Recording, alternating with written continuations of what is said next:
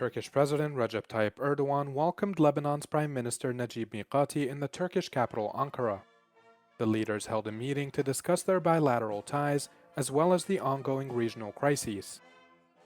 Mikati says the situation on the ground is dire, with the country still suffering repercussions of months of Israeli attacks. The Lebanese premier says the ceasefire agreement between his country and Israel was meant to offer some respite and initiate the healing process. But Mikati notes that Israel is preventing Beirut from doing so. وهذا العدوان متواصل لسوء الحظ عسكريا بشكل مباشر من خلال الخروقات اليومية التي يقوم بها العدو الإسرائيلي، وهذا مخالف لورقة الالتزامات الخاصة بوقف إطلاق النار. Erdogan called on the international community to exert pressure on Israel to comply with the ceasefire agreement. He's also expressed Turkey's commitment to protecting Syria's territory following the dramatic downfall of President Bashar al-Assad. The comment is likely directed at Israel, who've recently occupied a buffer zone in the annexed Golan Heights. Suriye'nin toprak bütünlüğünün ve üniter yapısının korunması da aynı şekilde ülkemizin asla taviz vermeyeceği bir başka husustur.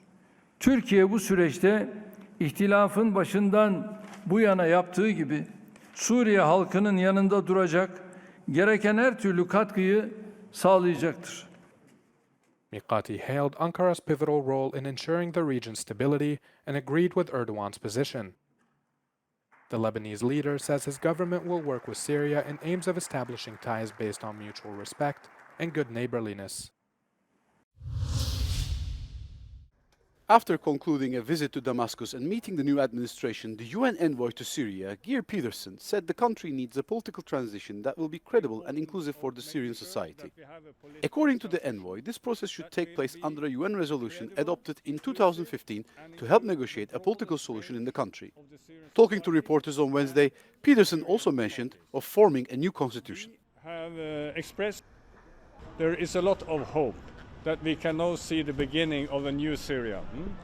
A new Syria that, in line with Security Council Resolution 2254, will adopt a new constitution that will ensure that it is a social contract, a new social contract for all Syrians, and that we will have free and fair elections when that time comes, after a transitional period. It is not yet clear if Hayat Tahrir al-Sham, or HTS, the main former rebel group now in control of Syria, will pursue such a process. The group has set up an interim administration comprising members of its salvation government. It will oversee the country until March, but the new ruler Ahmed al-Shara have not made clear how the transition to a new fully empowered government would take place.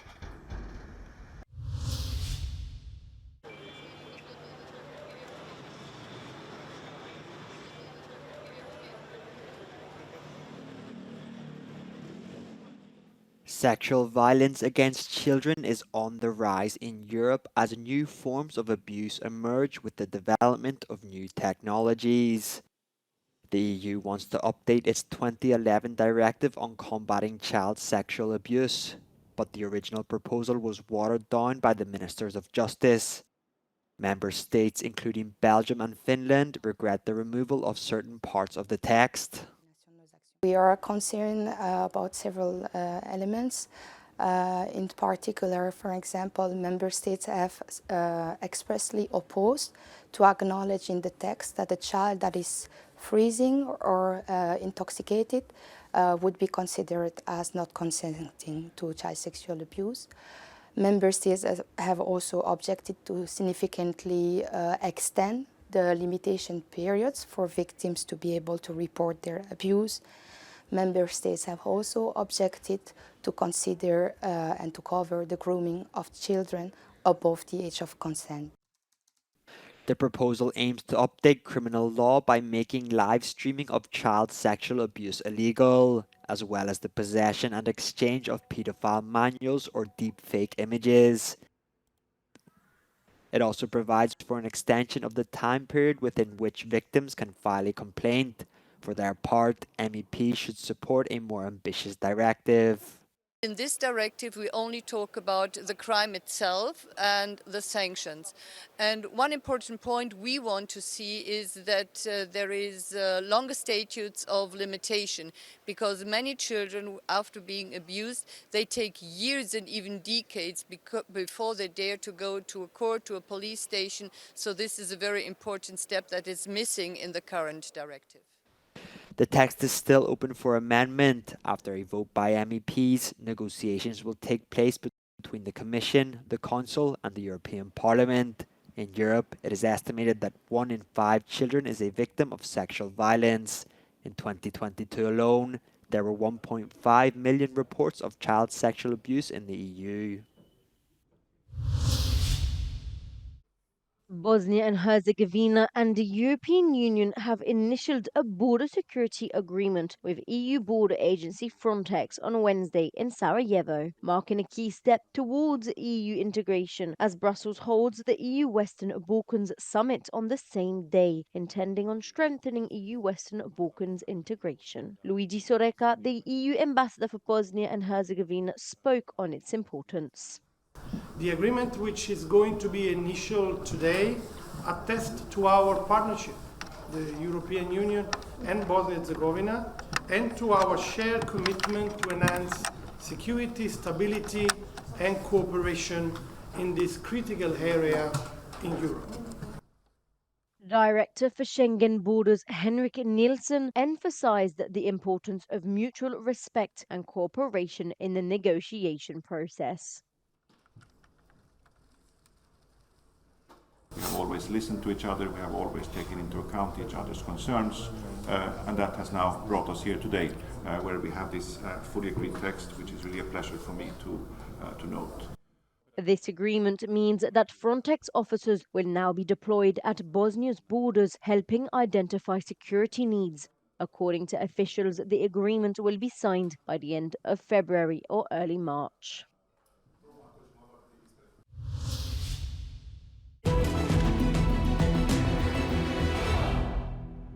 Russian troops are closing in on Pokrovsk from the east and from the south.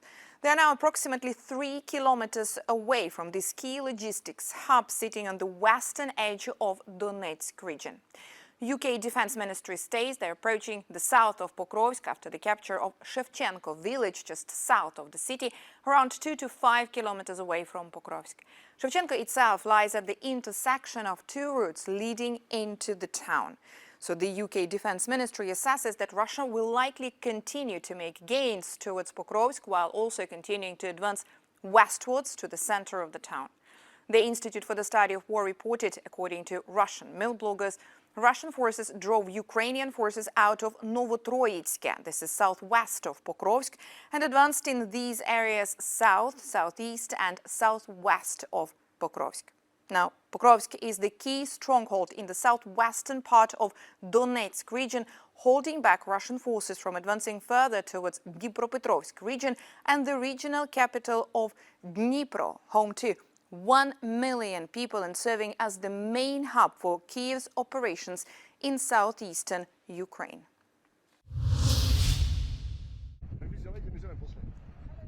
Russia's security service says a 29-year-old Uzbekistan citizen has been detained over the killing of Igor Kirillov, a top Russian general. Kirillov was killed outside an apartment building on Tuesday after an explosion from a device hidden in an electric scooter.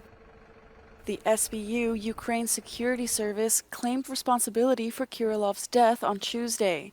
He was in charge of the Russian military's nuclear, biological, and chemical protection forces. Deputy Chairman of the Russian Security Council Dmitry Medvedev vowed to retaliate against Kyiv. Но в любом случае правоохранительные органы должны найти убийц в России, и нужно сделать все, чтобы уничтожить заказчиков, которые находятся в Киеве. Заказчики эти тоже известны, это военно-политическое руководство Украины. UN spokesman Stefan Dujarric urged all parties involved to exercise restraint. Meanwhile, the US government says they were not informed or involved in Kirillov's assassination. It's not something that we were involved in. Obviously, he was a general who was involved in a number of atrocities. He was involved in the use of chemical weapons against Ukrainian military. It's something the United States has publicly assessed before.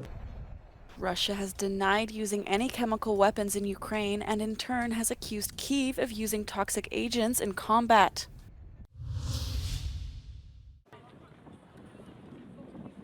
More and more Norwegians are facing increased poverty. The impact is seen at the increasingly long queues for the country's Salvation Army Christmas aid. According to their poverty index, 1 in 5 Norwegians struggles to make ends meet. This week, the Salvation Army will distribute food boxes with Christmas food to 1,400 Norwegian families. Jeg tenkte aldri at jeg skulle bli en person som trengte hjelp på denne måten. Så for meg har det vært en lang vei å gå, faktisk. After years of high prices, more people are coming to the Salvation Army for help. Most people who come to them also receive benefits from the Norwegian Labour and Welfare Administration. The charity organization is now making an appeal to the government. Uforsvarlig lave, og det ser vi. Køene våre øker, mange flere trenger hjelp, så oppfordringen jo at sosialhjelpssatsen må økes. Financial struggles during Christmas this year are especially prevalent in families with children. Earlier this year, the Norwegian National Institute for Consumer Research released a report concluding that social assistance should be increased. Euronews. The news